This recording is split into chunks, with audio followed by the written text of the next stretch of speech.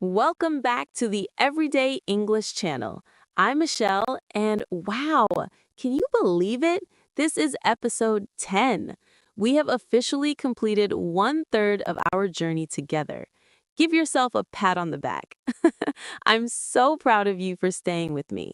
Today, to celebrate, I'm taking you through my real daily routine. Forget the boring textbook sentences. I'm going to show you how to use linking words to make your day sound like a story. Ready? Let's dive in.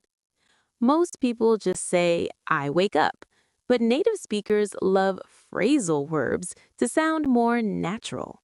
Tip number 1, use wake up versus get up.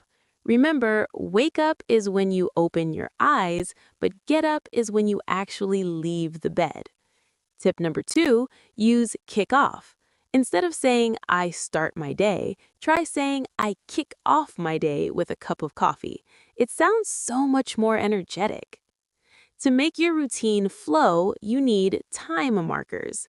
Tip number 3, use first thing in the morning.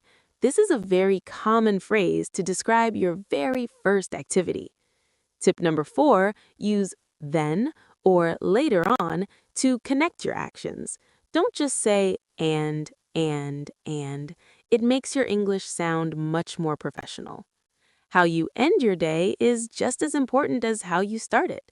Tip number 5, use wind down. This means to relax and slow down before bed.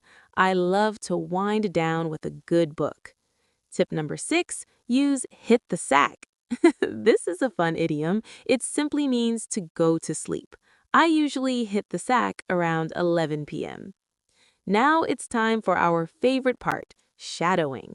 We will practice one sentence for every tip we just learned. I will say the sentence, and then you repeat it out loud. Let's go. I wake up at 6, but I get up at 6:30.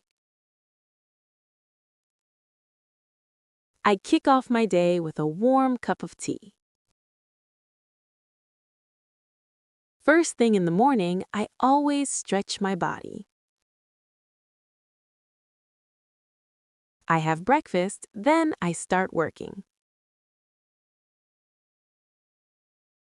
I like to wind down by listening to some music. I'm so tired. I'm going to hit the sack now. You did it! 10 episodes down, 20 to go. You are becoming an English speaker step by step. Episode 10 homework. What is the first thing you do in the morning? Tell me in the comments. I'll check your sentences. If you're proud of reaching episode 10, give this video a big thumbs up. Tomorrow, we start a new chapter with episode 11, Feelings and Emotions. I'm Michelle from Everyday English Channel. Don't just learn English, live English. Goodbye and see you in the next episode.